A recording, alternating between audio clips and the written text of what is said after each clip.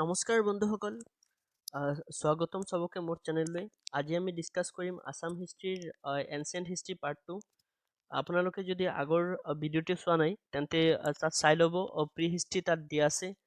ভিডিঅ'টো তলত ডেছক্ৰিপশ্যনত লিংক দিয়া আছে, তাত চাই ল'ব। আমি আগতে প্ৰি হিষ্ট্ৰীত ডিছকাছ কৰিলোঁ দানৱ ডাইনেষ্টি, ভৌমা ডাইনেষ্টি আৰু আদা ৰুলাৰসকলৰ বিষয়ে। আজি আমি পঢ়িম বৰ্মন ডাইনেষ্টি আৰু শালস্তম্ভ ডাইনেষ্টি আৰু পালা ডাইনেষ্টি।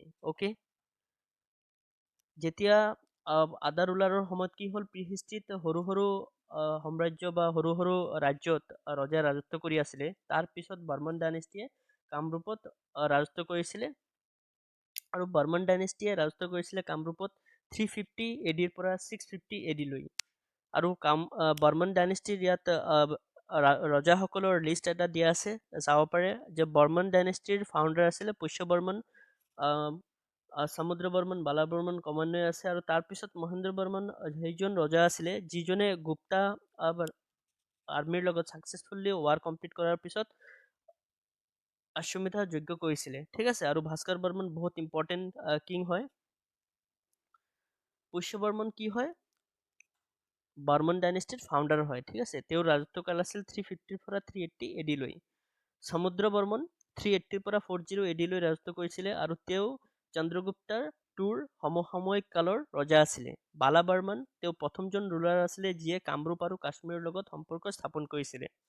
কল্যাণা বৰ্মন, ঠিক আছে, 420 পৰা 440 AD, তেওঁৰ সময়তে ডবকা আৰু কপিলী ভেলী বৰ্মন ৰুলৰ আণ্ডাৰত আহিছিলে। মহেন্দ্ৰ বৰ্মন প্ৰথমজন ৰজা আছিলে যিয়ে গুপ্তা আৰ্মিৰ লগত ছাকচেছফুলি ৱাৰ কৰাৰ পিছত অশ্বমেধা যজ্ঞ কৰিছিলে, ঠিক আছে। এতিয়া ভাস্কৰ বৰ্মনত যাম, বহুত ইম্পৰ্টেণ্ট হয়। 600 পৰা 650 AD লৈ তেওঁ ৰাজত্ব কৰিছিলে, আৰু তেওঁ বহুত বিখ্যাত আছিলে আৰু পাৱাৰফুল ৰজা আছিলে বৰ্মন ডাইনেষ্টিৰ। আৰু তেওঁৰ ফ্ৰেণ্ডশ্বিপ আছিলে আমাৰ নৰ্থ ইণ্ডিয়াৰ ৰজা হৰ্ষবৰ্ধনৰ লগত। হিউৱেন চাং ভিজিট কৰিছিলে কামৰূপত 643 AD-ত, আৰু হিউৱেন চাং আহিছিলে চাইনাৰ পৰা, ঠিক আছে। চাইনাৰ পৰা হিউৱেন চাং আহিছিলে, আৰু ভাস্কৰ বৰ্মৰ দিনতে তেওঁ ভিজিট কৰিছিলে, কামৰূপ ভ্ৰমণ কৰিছিলে। আৰু তেওঁ এখন বুক লিখিছিলে যাৰ নাম হ'ল চিইউকি, আৰু তাত ভাস্কৰ বৰ্মনৰ দিনৰ বৰ্ণনা পোৱা যায়। তেওঁৰ দিনতে যিটো ৰাজ কোষাগাৰ আছে, তেওঁৰ অফিচাৰজনৰ নাম আছিল বন্দৰদিগি গাৰাধিকাৰা। ভাস্কৰ বৰ্মনৰ ইছ্যু কৰিছিলে নিধানপুৰ কপাৰ প্লেট আফটাৰ কৰ্ণ সুবৰ্ণা, ঠিক আছে, বেটেল, ঠিক আছে। কৰ্ণ সুবৰ্ণা বেটেলৰ পিছত তেওঁ নিধানপুৰ কপাৰ প্লেট গ্ৰাণ্ট কৰিছিলে, ইছ্যু কৰিছিলে। আৰু বৰ্তমান কৰ্ণ সুবৰ্ণা আছে এনচিয়েণ্ট বেংগল, মানে ৱেষ্ট বেংগলত। ডিউৰিং হিজ ৰিজিয়ন, ঠিক আছে, তেওঁৰ দিনতেই কি হ'ল, বোট বিল্ডিং, জাহাজ নিৰ্মাণ আছিলে মানুহৰ জীৱিকাৰ প্ৰধান উৎস। ভাস্কৰ বৰ্মনে great religious council at Kannauj, ঠিক আছে, এটেণ্ডেড।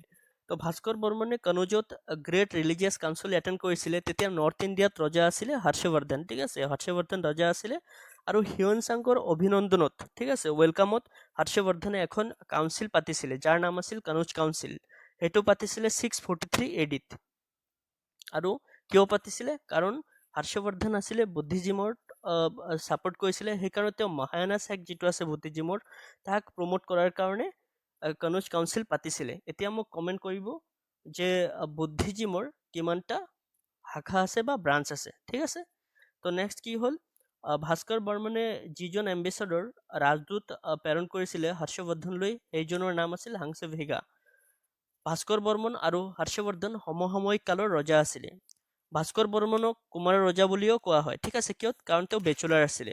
Bhaskar Barman was the last ruler, ঠিক আছে, বৰ্মন ডাইনেষ্টিৰ লাষ্ট ৰুলাৰ আছিলে ভাস্কৰ বৰ্মন। আৰু তেওঁৰ মৃত্যুৰ পিছতে কি হ'ল, শালস্তম্ভই তেওঁৰ ডাইনেষ্টি এষ্টাব্লিছ কৰিছিলে যাৰ নাম আছিল শালস্তম্ভ ডাইনেষ্টি। ত' after Varman dynasty, Salastambha dynasty কামৰূপত ৰাজত্ব কৰিছিলে। চ' শালস্তম্ভ ডাইনেষ্টিৰ ৰাজত্বকাল আছিল 650 পৰা 900 AD লৈ। কোনে ফাউণ্ড কৰিছিল, শালস্তম্ভই ফাউণ্ড কৰিছিল। তেওঁ ৰাজত্ব কৰিছিলে 650 পৰা 670 AD লৈ। আৰু তেওঁলোকে কেপিটেল পাতিছিল হাড়ুপেশ্বৰ বা হৰূপেশ্বৰ, ঠিক আছে, বৰ্তমানৰ তেজপুৰ হয়, হাড়ুপেশ্বৰ বা হৰূপেশ্বৰ। আৰু শালস্তম্ভ ডাইনেষ্টিৰ কেপিটেল আছিলে। শ্ৰী মহাভৈৰৱ মন্দিৰ ফেমাছ টেম্পল শালস্তম্ভৰ দিনৰে বনোৱা হয়। শালস্তম্ভ ডাইনেষ্টিক মেলেচাচাৰ ডাইনেষ্টি বুলি বহুতে কয়, ঠিক আছে। আৰু এটা নাম হয় মেলেচাচাৰ ডাইনেষ্টি। তো শালস্তম্ভ ডাইনেষ্টিত টোটেল 21জন ৰজা আছিলে। আৰু লাষ্ট ৰুলাৰ আছিলে টাইগা সিমহা, ঠিক আছে। শালস্তম্ভ ডাইনেষ্টিৰ লাষ্ট ৰুলাৰ আছিলে টাইগা সিমহা। আৰু আফটাৰ শালস্তম্ভ ডাইনেষ্টিয়ে কামৰূপত ৰাজত্ব কৰিছিলে পালা ডাইনেষ্টিয়ে। পালা ডাইনেষ্টিৰ ৰাজত্বকাল আছিলে 900 পৰা 1100 AD লৈ। ব্ৰহ্মপালা আছিল কোন আছিল? তেওঁ ফাউণ্ডাৰ আছিল পালা ডাইনেষ্টিৰ, আৰু তেওঁৰ ৰাজত্বকাল আছিল 900 পৰা 920 AD লৈ। Ratnapala one of the greatest king হয়। তেওঁৰ দিনতে শ্ৰী দুৰ্জয়া পালা ডাইনেষ্টিৰ কেপিটেল নিৰ্মাণ কৰা হৈছিল, আৰু বৰ্তমানত নৰ্থ গুৱাহাটীত আছে, ঠিক আছে। তো ইন 1897 ডক্টৰ হুমুলি বৰগাঁও কপাৰ প্লেট ট্ৰান্সলেট কৰিছিলে। ৰত্নপালাৰ যিখন বৰগাঁও কপাৰ প্লেট আছে সেইখন ট্ৰান্সলেট কৰিছিলে 1897 ডক্টৰ হুমুলিয়ে। ডিউৰিং পালা dynasty Madan Kamdev temple was build, ঠিক আছে। পালা ডাইনেষ্টিৰ দিনতে মদন কামদেৱ টেম্পল বিল্ড কৰা হৈছিলে। আৰু এতিয়া কমেণ্ট কৰিব আপোনালোকে মদন কামদেৱ টেম্পল অসমৰ কোনখন ঠাইত অৱস্থিত? পালা ডাইনেষ্টিৰ লাষ্ট ৰুলাৰজনৰ নাম আছিলে জয়পালা, আৰু তেওঁৰ ৰাজত্বকাল আছিলে 1075 পৰা 1100 AD লৈ। এতিয়া আফটাৰ পালা ডাইনেষ্টি কি হ'ল, ঠিক আছে। চ' আফটাৰ পালা ডাইনেষ্টি কি হ'ল যে পৃথুৰ নামৰ এজন ৰজা আছিলে, তেওঁ কামৰূপত ইমিডিয়েটলি, ঠিক আছে, পালা ডাইনেষ্টিৰ যেতিয়া পতন হৈছিলে তাৰপিছত ইমিডিয়েটলি কিং পৃথুৱে কামৰূপত ৰাজত্ব কৰিছিলে, আৰু তেওঁৰ ৰাজত্বকাল আছিলে 1200 পৰা 1228 AD লৈ। পৃথু আছিলে খান ডাইনেষ্টিৰ, আৰু প্ৰথম মুছলিমে আক্ৰমণ চলাইছিল ৰজা পৃথুৰ দিনতে, আৰু 1206 চনতে আক্ৰমণ চলাইছিলে বখতিয়াৰ খিলজীয়ে। তো ছেকেণ্ড যেতিয়া আকৌ মুছলিমে আক্ৰমণ কৰিছে 1228 চনত, তেতিয়া পৃথুৱে নিজৰ পাৱাৰ কৰ্তন হৈছিলে, ঠিক আছে, ছেকেণ্ড আক্ৰমণত। আৰু ছেম ইয়াৰত 1228ত আহোম কি কৰে, অসমত প্ৰৱেশ কৰে। চুকাফা মাউলুঙৰ পৰা আহিছিল তেওঁ, আৰু অসমত এখন নতুন যুগৰ সূচনা হৈছিলে। এতিয়া আমি ইমানলৈকে পঢ়িম এনচিয়েণ্ট হিষ্ট্ৰী, আৰু এতিয়া আমি কুৱেশ্যন এনচাৰ টেষ্ট লগাম, আৰু আপোনালোকৰ ৰিভিজন হৈ যাব। চ' বৰ্মন ডাইনেষ্টি কোনে ফাউণ্ড কৰিছিলে? বৰ্মন ডাইনেষ্টি ফাউণ্ড কৰিছিলে Pushya Varman. First Varman king who perform the Ashwamedha, ঠিক আছে, যজ্ঞ কোনে কৰিছিলে? গুপ্তা আৰ্মিৰ লগত ছাকচেছফুলি ৱাৰ কমপ্লিট কৰাৰ পিছত মহেন্দ্ৰ বৰ্মন। নেক্সট চাম আমি দ্য চাইনিজ পিলিগ্ৰিম, ঠিক আছে। চাইনিজ ভিজিটৰ হিউৱেনচাং ভিজিটেড কামৰূপা, ঠিক আছে, কোনটো চনত কৰিছিলে? 643 AD কাৰ দিনত? ভাস্কৰ বৰ্মনৰ দিনত। কৰ্ণ সুবৰ্ণ অৰ কৰ্ণ সুবৰ্ণ, ঠিক আছে, হিষ্টৰিকেল চাইট হয়, প্ৰেজেণ্টলি ক'ত আছে? ৱেষ্ট বেংগলত। চিয়কি কি হয়? এখন বুক হয়, কোনে লিখিছিল? কোনে লিখিছিল? হিউৱেনচাঙে লিখিছিল, আৰু তাত ভাস্কৰ বৰ্মনৰ বৰ্ণনা পোৱা যায়, ঠিক আছে। Boat building one of the major industry কাৰ দিনত? ভাস্কৰ বৰ্মনৰ দিনত। কুমাৰ ৰাজা কাক বুলি কোৱা হয়? কাৰণ তেওঁ বেচুলাৰ আছিলে, কোন? Bhaskar Varman. Haruppeshwar was the capital of which dynasty, ঠিক আছে, কাৰ দিনত হৰূপেশ্বৰ বা বৰ্তমানৰ তেজপুৰ কেপিটেল আছিলে? শালস্তম্ভ ডাইনেষ্টিৰ দিনত। শ্ৰী মহাভৈৰৱ মন্দিৰ ফেমাছ টেম্পল কাৰ দিনত বনোৱা হৈছিলে? শালস্তম্ভ ডাইনেষ্টিৰ দিনত, ঠিক আছে। And which of the capital is পালা ডাইনেষ্টি, কোনে বনাইছে? ৰত্নপালা। শ্ৰী দুৰ্জয়া, ঠিক আছে, কোনে বনাইছিলে?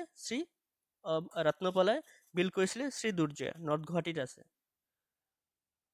নেক্সট হ'ল who was the founder of পালা ডাইনেষ্টি। পালা ডাইনেষ্টি কোনে ফাউণ্ড কৰিছিলে? ব্ৰহ্মপালা, ঠিক আছে। ৰত্নপালা গ্ৰেটেষ্ট, জয়পালা লাষ্ট কিং আছিলে। Madan Kamdev temple in Kamrup was build which dynasty, কোন ডাইনেষ্টিত বিল্ড কৰা হৈছিলে? পালা ডাইনেষ্টিৰ সময়ত। নেক্সট হ'ল ইন হুইচ ইয়াৰ ডক্টৰ হুমুলি translated Bargaon copper plate of Ratnapala, কিমান চনত কৰিছিলে? 1897। হিউৱেনচাং ভিজিটেড কামৰূপা 643 AD। ক'ৰ পৰা আহিছিল তেওঁ?